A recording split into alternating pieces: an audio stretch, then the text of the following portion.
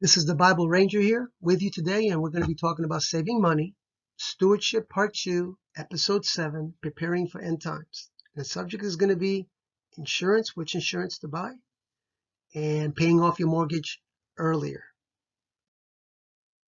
All right, this is how most people buy their life insurance. You have 2 refrigerators. We call it Plan A, and the other refrigerator is called Plan B. So this one costs $2,000, and this one only costs $1,000. On Plan A, at the end of 20 years, because that's the warranty, you get all your money back. And with Plan B, it costs less money, half the amount, but you get none of it back. So, knowing the information that you know now, which one would you pick? Go ahead and choose one. All right? And most people pick A. And the reason they pick A is because they don't know the rule of 72. What the rule of 72 is this. You take the actual number 72 and you divide it by the interest rate you get. That gives you a number, the number of years it takes for your money to actually double. So we are going to use 12%. And I know what you're thinking. You're thinking, Bible Ranger, you just can't get 12%. Oh, you definitely can get 12%.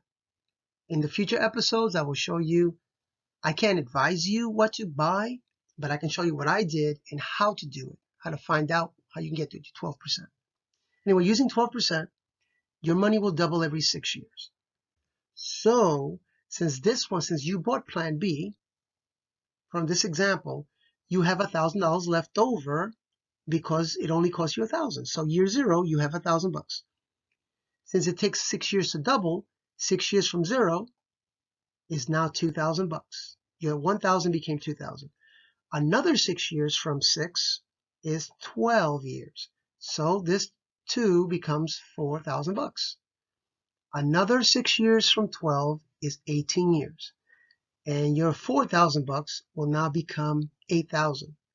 And in 20 years, you have 10,000 plus. All right, since this market is crazy, we're going to do an example here. And at year 18, the market went down. See if I can write with this. Negative 25%.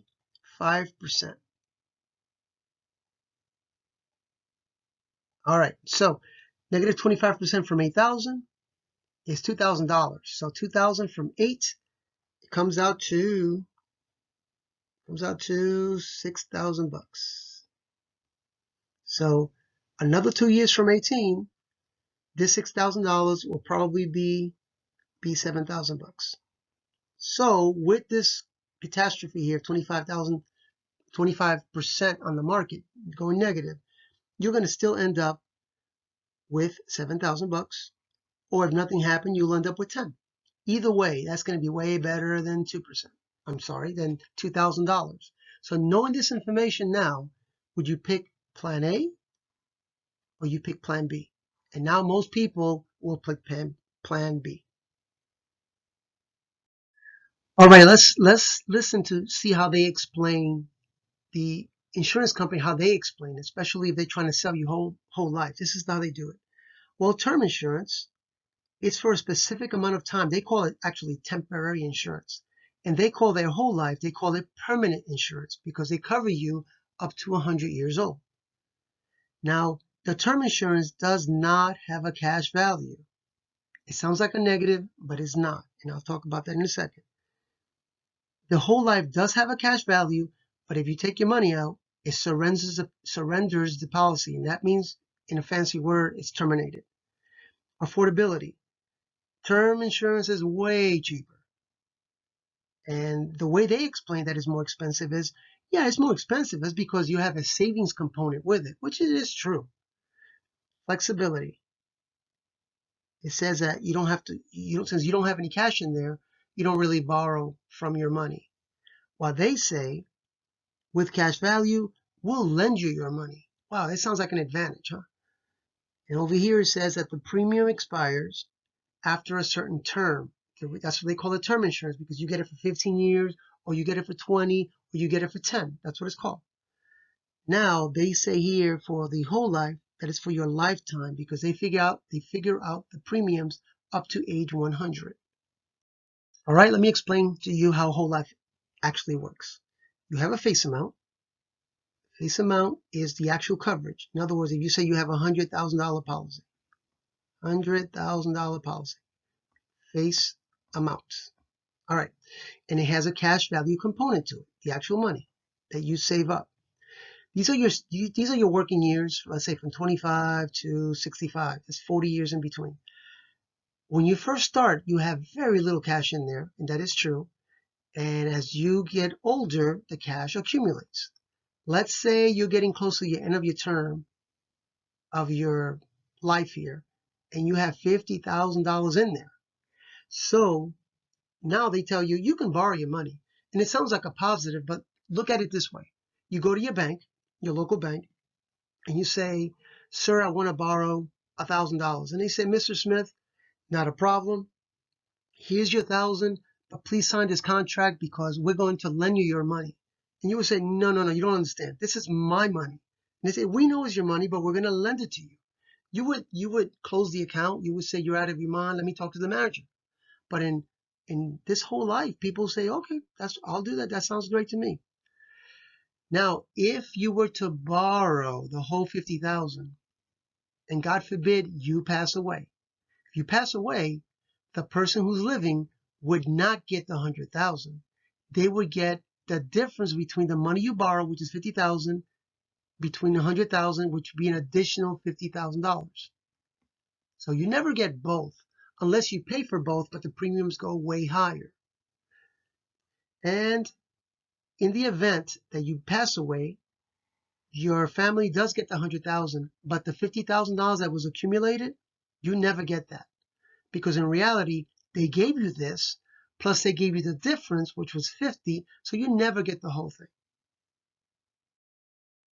All right, we need to deprogram from the insurance terms. Just like auto insurance and health insurance and your house insurance, there's no cash value. If somebody was to sell you an auto policy with cash value, you would say, no, I don't want that. I just want auto insurance. Well, sir, you can get health insurance with a cash value. I don't want that. I just want health insurance. And the same thing with your house insurance. Well, that should be the same with your life insurance. Now, the purpose of life insurance is to replace the income of the person who has died. So your family may support themselves in your absence. It sounds a little cold and calculating, but that's just the truth. They can't replace you, but they can replace your money. Now we believe in buying term and investing or paying off your debts with the difference, with the money you're savings, because there is a savings here. Most people that have whole life and they transfer over to term is so much cheaper. They save anywhere from $40 a month, $80 a month, and that can definitely go into your debts. All right, about term insurance. Insurance protects you mostly from 15 years to 20 years. And when that term is over, you can renew it. You can actually renew it to 70. And then after 70 years old, it gets really expensive because you're expected to die closer sometime after 70, statistically speaking. But, well, before that, let me say this first.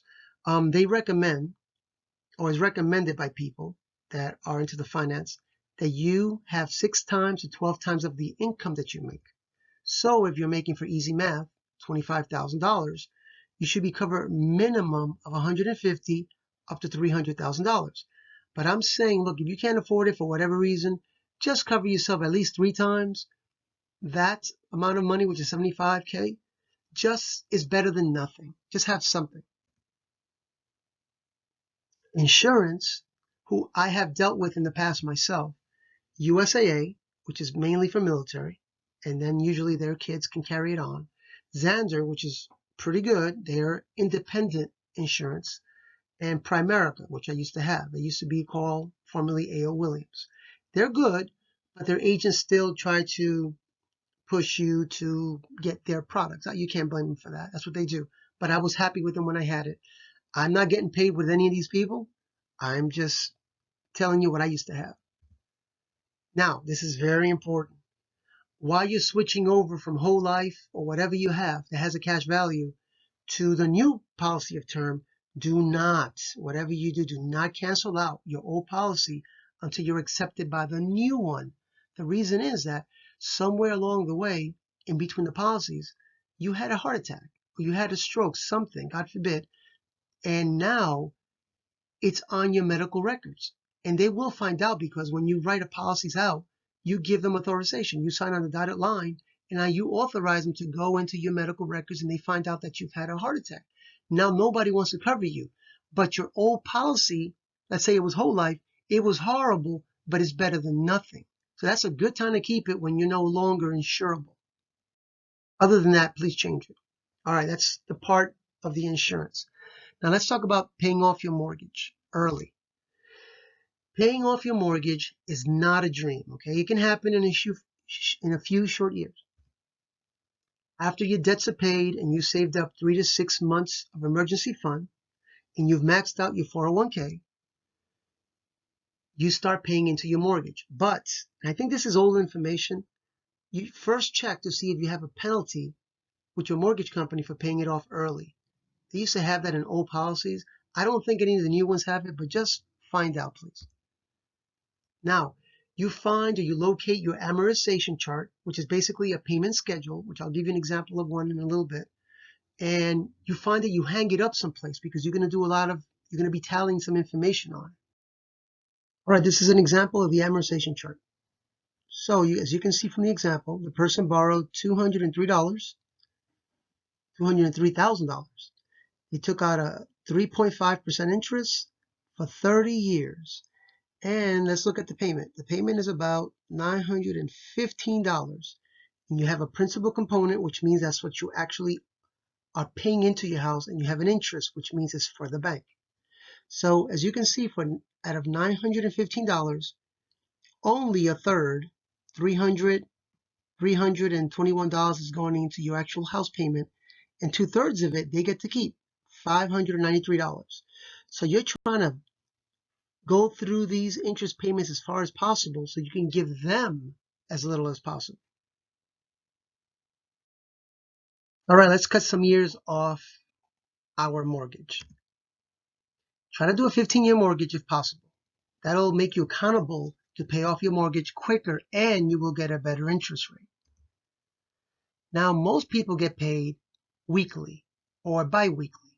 All right, so basically, you're going to make your mortgage payments every 4 weeks, which sounds like a month, right? 28 days, but it really isn't, because most months have 30 days in them or 31 days in them, and the difference between 28 and 30 is 2, or the difference between 28 and 31 is 3. So you take all these extra 2 days and 3 days and you add them together and you come up with an extra 13th month.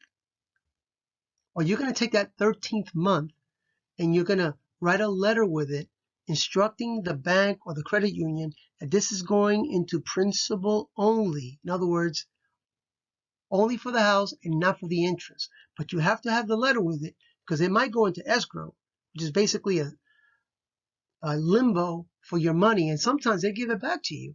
And they might give it back to you in December and you're like, oh, it's Christmas, I need the money. So that might not work out good for you. All right, so on a 30-year mortgage, doing this system alone, and it is making an extra payment at the end of the year, but you stretched out one extra payment throughout the whole year, so you don't really notice it. So this can save you up to 8 years of actual mortgage payments. And this statistic might be a little old now, but at least 27 million people own their homes these days. So it's definitely doable. But I'm showing you that it's definitely attainable. All right, this is another method. You're making extra payments, okay? Because you make extra money, you're doing well, so you're paying an extra $100. So when you pay the extra $100, you need a letter every single time. All right, just write the same letter on your computer, change the dates on it, and just reprint the letter. And you want a receipt. Tell them you want a receipt for your payment, because if you don't, that money's going to go somewhere else, and you don't want that. So whatever your payment was in that example, it was $915. And you paid an extra $100, so that's like $1,015. Right.